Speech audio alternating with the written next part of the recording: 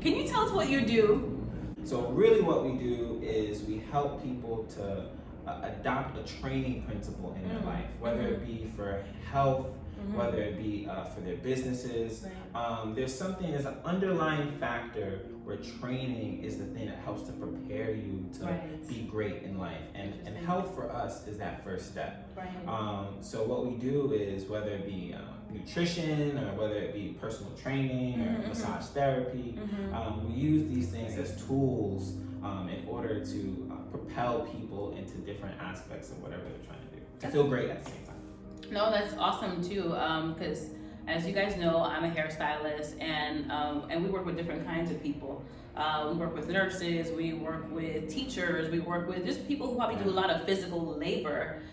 So how can something like that, because me hearing you, I would think like, okay, is this only for athletes? Like, is it for the everyday person as well? So how do you guys, like, let's say for someone who's standing on their feet all day, like what would you be able to bring into their lives to help them to live a better life physically? Well, that's a great question. Yeah.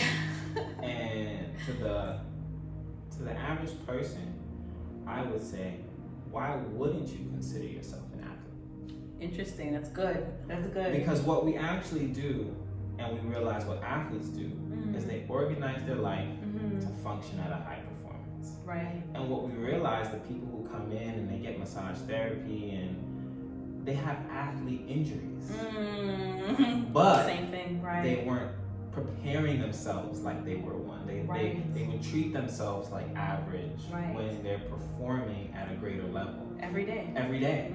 So the things that they were doing were extraordinary, but the way that they treated their body was ordinary. That's so good. Ooh, I love that. Can you repeat that last one again? The things that they were doing were extraordinary. Yes. But the way that they treated their body was ordinary. Okay, wow.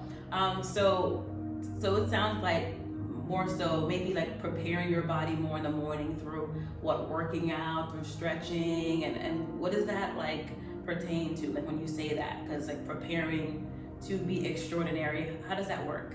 Okay. And that's where we help people to. That's the gap that we bridge. Yeah. Because it looks different for everybody. But what we realized there were some few key foundational things as far as training is considered. We talked about that a little bit earlier about starting with the breath. Yes. How a lot of people don't understand the breath is built to stabilize you. Yes. It's meant to hold you up. Yeah. And when your diaphragm and your lungs aren't expanding to their maximal capacity, what happens is you have lower back issues, you have upper back tightness in the upper traps because of stabilization issues or the scapula sliding up over the rib cage because of the hunched posture. So that's important. Right. So what we want to do is first alleviate most of the pain that people are having, or whatever their trouble or main area of concern is, and then help people to understand that optimal health can be a reality. Right. So the way that it looks like in daily life, a few key things that we definitely talk about is myofascial release. That's like myofascial release. Myofascial release. Is it the face? No. That's actually that. Because you said fascial, so I thought it was the face. Sorry. So fascia's everywhere. Oh, muscle. Anything muscle is fascial. Muscle. So what was told like when we grow up, muscle moves bone. Yes.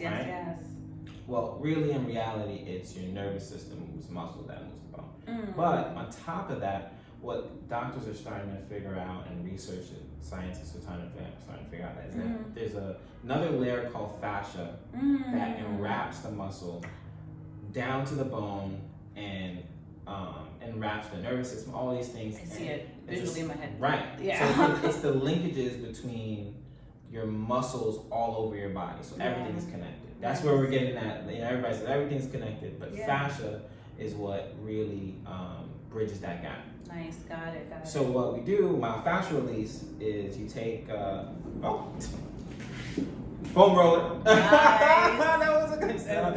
Take a foam roller, or a tennis ball, or a lacrosse ball, and what we do is we teach people how to release the tension in those tissues. Okay. So they say, oh man, I hold tension in my upper traps. Yeah. Well, your upper traps are tight. Maybe because you have been struggling, but most likely we see it's just because people have the hunched over posture, or the chest is pulling the shoulders, so the traps has to work harder. Got it. So we teach people how to release those tissues and how to really grasp health back into their own hands. Got it. And give them the tools to do that. Good, I love that. Yeah. Okay, awesome.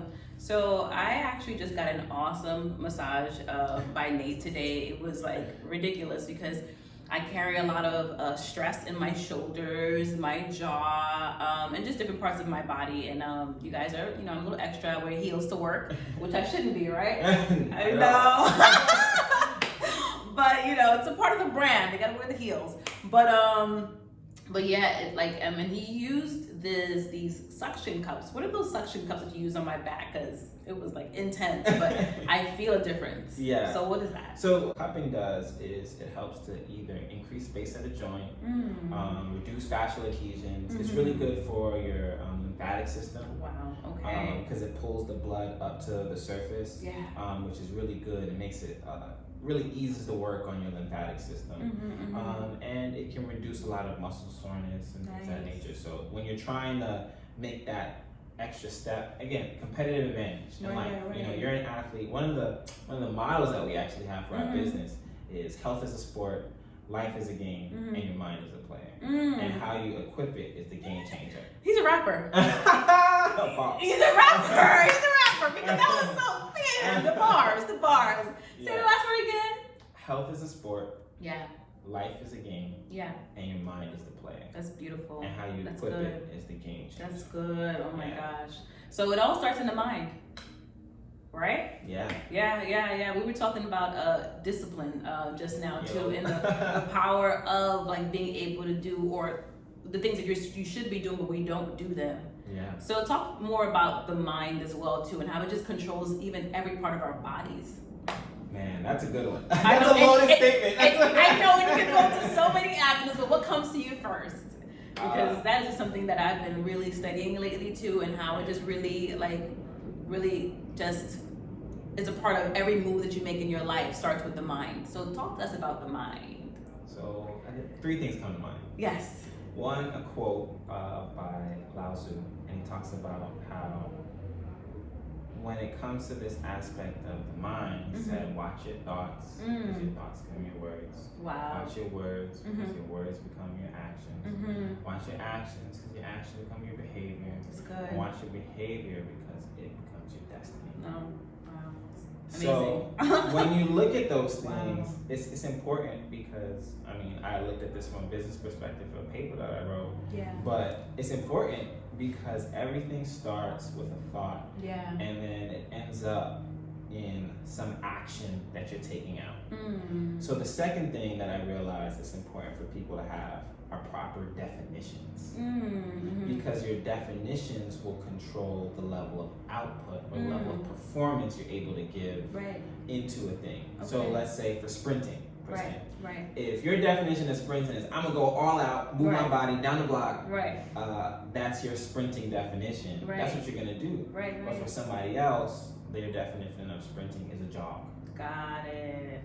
It's different for brisk. everyone. Yeah, it's different. Yeah. And we don't think about how definitions perform our actions or form the actions that we have, but they do. So now when it comes into this action aspect of health, what we realize is a lot of people are passive.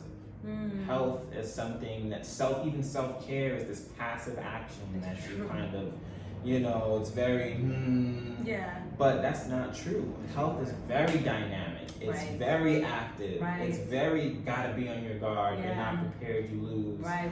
So we should have the mindset of athletes, is what you're trying to say. Yes. Every morning, waking up at a certain time, eating your breakfast, working out, just doing the routines that we need to do to have a successful day.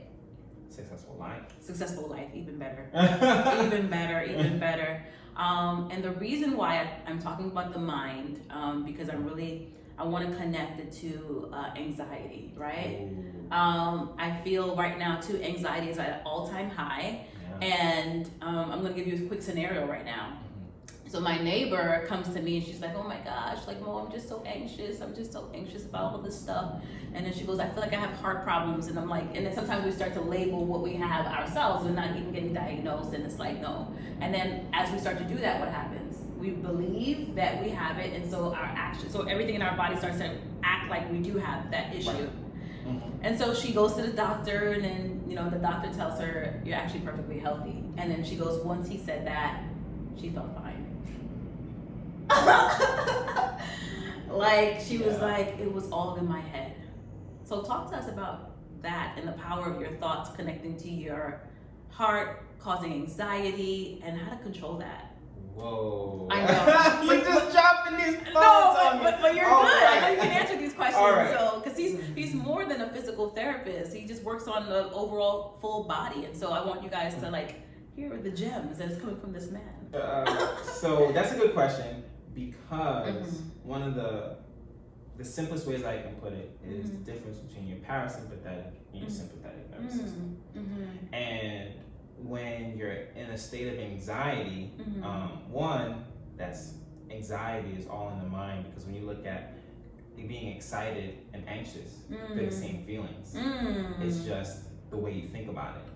The butterfly, oh man, like heart racing, all of these things, that's